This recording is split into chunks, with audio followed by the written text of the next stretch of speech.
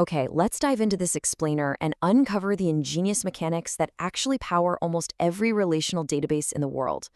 If you've ever wondered how your database manages to be so incredibly fast, well, you are definitely in the right place. Just imagine the massive scale problem of searching through millions or, even billions of rows. I mean, if your database had to do a linear scan, literally checking row after row after row, it would completely cripple your system. In any kind of high-traffic application, that kind of delay is just catastrophic. So how do we actually find a single specific record using just a handful of disk reads? The definitive answer to this physical hardware limitation is the B-Tree.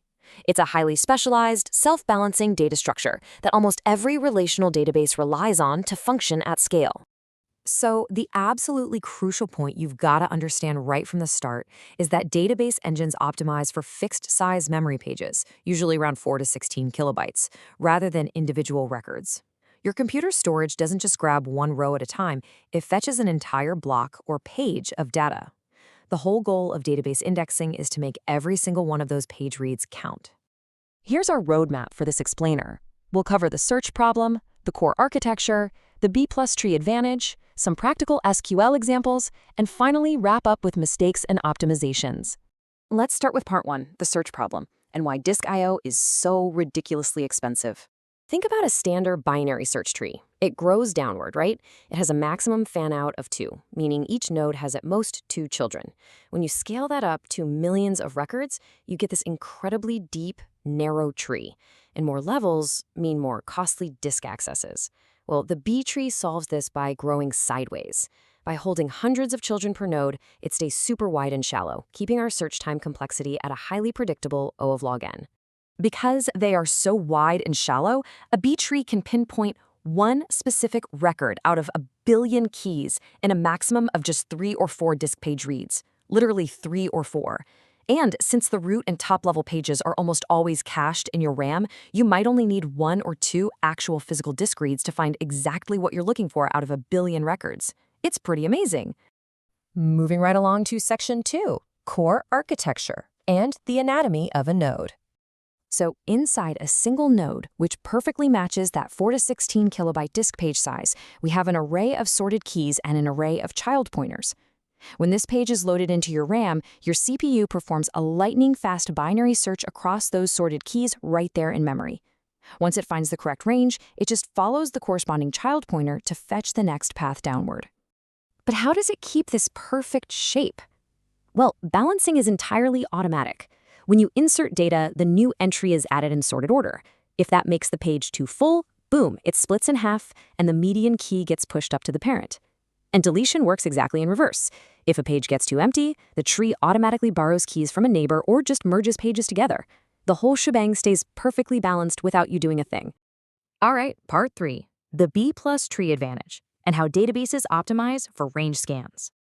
Here is the crucial difference. In a classic B-Tree, actual data payloads are stored in all the nodes, including the internal routing nodes. But at B+Tree, it evicts the actual data payloads from the internal nodes entirely, meaning they only live in the leaf nodes. Because of this, a B+Tree fits drastically more keys and pointers into a single page. This higher branching factor gives you an even shallower tree, which equals fewer disk seeks. So in this B+Tree structure, the inner nodes at the top act purely as signposts, just a navigation index. All the actual data rests at the very bottom in the leaf nodes. And more importantly, those leaf nodes are connected in a doubly linked list. They are sequentially chained together. Those linked leaves are a total game changer. They're the real reason queries using order by or between are so unbelievably fast. If you want a range of data, the database traverses down the tree exactly once to find the starting key, and then it just walks horizontally across the bottom of the tree through that linked list. It completely bypasses the need to climb back up and down the tree for sequential data. Okay, section 4, practical SQL examples. Let's bridge this concept to your actual code. Say you query a simple index for an email address, the database just walks the B-Tree from the root to the leaf in a few reads. Simple. But it gets a bit trickier with composite indexes. Imagine we write this SQL, create index IDX orders on orders, and we pass in customer ID and create it at. The database builds a tree that's sorted by customer ID first, and then sequentially by the creation date. let's look at how our queries behave with this index. Querying where customer ID equals 42 is blazingly fast because the tree is sorted by customer ID at the very top level. But filtering only on the date, like asking where created at greater than 2026-01-1, is actually highly inefficient. The B-Tree can't help much here because those dates are scattered all across the leaves, segmented under totally different customer IDs. This behavior all comes down to the leftmost prefix rule. It's a crucial concept. The database can only use the index if your query filters on columns starting from the leftmost side of your index definition. This makes column order in your index a deliberate design decision, not just, alphabetical happenstance. Always position your equality columns first and your range columns last. Finally, we arrive at Section 5, Mistakes and Optimizations, and the True Cost of Indexing. You really got to keep the indexing tax in mind. Indexes speed up reads, absolutely, but they heavily tax your writes. Indexes aren't magic, they are physical copies of your data. Every insert, update, or delete operation requires the database to update the tree, potentially splitting nodes and writing to disk.